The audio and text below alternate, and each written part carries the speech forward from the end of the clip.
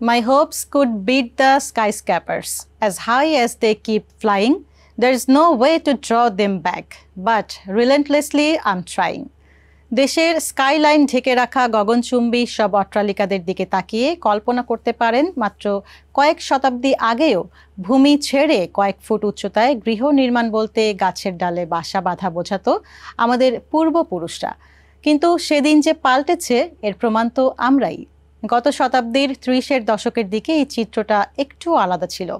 First world ওয়ারের পরপরই মানুষের চিন্তায় আসে কি করে আরেকটু মজবুত এবং স্থায়ী বসবাসের জায়গা তৈরি করে নেওয়া যায়। এরই প্রেক্ষিতে সুইস বংশোদ্ভূত ডিজাইনার ফ্রে ও স্থপতি লরেন্স কোচারের ভাবনা থেকে জন্ম নেয় পুরোটা অ্যালুমিনিয়ামের তৈরি বাড়ি অ্যালুমিনিয়ারে হাউস ফর কন্টেম্পোরারি লাইফ। সম্প্রতি পাম স্প্রিং আর্ট মিউজিয়ামের এক্সিবিশনে আবারও দেখা মিলেছে সেই ডিজাইনের বাড়ির। সাউথ এশিয়ার দেশ বাংলাদেশেও অঞ্চলভেদে দেখা মেলে এমন বৈচিত্র্যময় সব বাড়ির নকশা। দেখে আসব স্থাপত্যের নান্দনিকতায় সাজানো এমন কিছু বাড়ির হালচাল।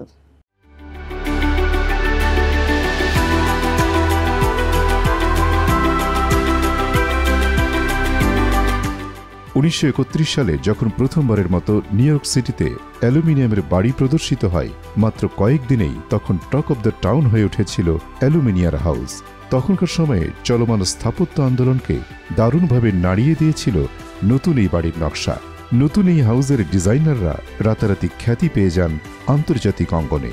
কিন্তু কোনো এক অজানা কারণে অল্প সময়েই সবার নজর থেকে হারিয়ে যায় অ্যালুমিনিয়ার হাউস।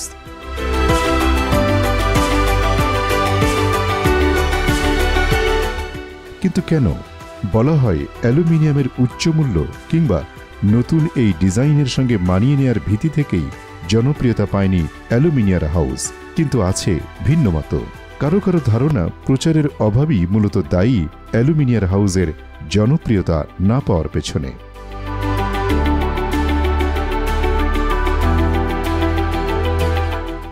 স্কাই স্ক্রাপারের এই যুগে এসে অ্যালুমিনিয়ার হাউসের আবেদন এখন আর নেই বললেই চলে। তবুও সেই সময়ের যুগান্তকারী আবিষ্কার হওয়ার সম্ভাবনা নিয়ে আসা অ্যালুমিনিয়ার হাউসের ঐতিহ্য নতুন প্রজন্মের কাছে পৌঁছে দিতে সম্প্রতি পাম স্প্রিং আর্ট মিউজিয়ামের এক্সিবিশনে স্থান দেওয়া হয়েছে অন্যরকম ডিজাইনের বাড়িটিকে।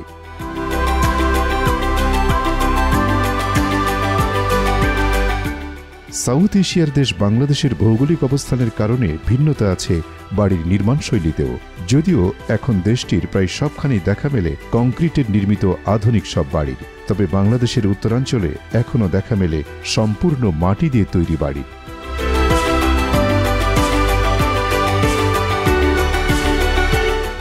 ভৌগোলিক কারণেই বাংলাদেশের উত্তরাঞ্চলের মাটি লালচে। লালচে এই মাটি ভেজা অবস্থায় আঠালো এবং শুকালে দারুণ শক্ত হয়ে যায়, তাই অনায়াসেই ঘরের দেয়াল নির্মাণে ব্যবহার করা যায় লাল মাটি।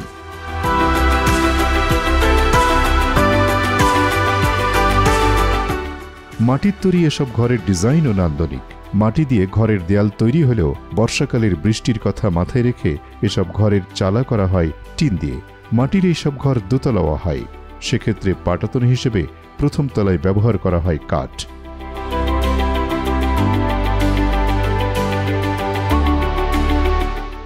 বাংলাদেশের সুপ্রাচীন ঐতিহ্যবাহী অঞ্চল ঢাকার পার্শ্ববর্তী জেলা মুন্সিগঞ্জ।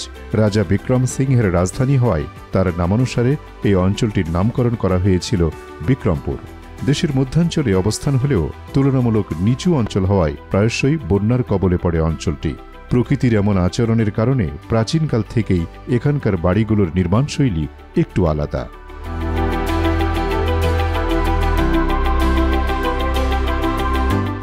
টিন কাঠে মূল বাড়ি নির্মাণ করার পর সেগুলো বসানো হয় কাঠ কিংবা কংক্রিটের খুঁটির ওপর। এতে মাটির সঙ্গে আদতেই কোনো সংযোগ থাকে না এসব বাড়ির। আরও আশ্চর্যের বিষয় হচ্ছে, চাইলেই কয়েক টুকরোই ভাগ করে খুলে ফেলা যায় আস্ত এসব বাড়ি। প্রকৃতির শূন্য দৃষ্টি থেকে বাঁচতেই সম্ভবত এই ব্যবস্থা।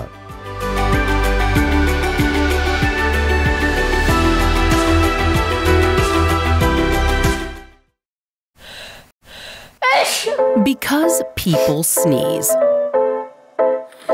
Because not everyone washes their hands. Because kids touch a lot of things. Set a date to get your flu and COVID shots and RSV if eligible. Because if you're wondering, should I get my flu and COVID shots? Think about other people. Learn more at nj.gov/health/vaccines. New York থেকে সম্প্রচারিত TVN 24 television বিশ্বজুড়ে বাঙালির কণ্ঠস্বর।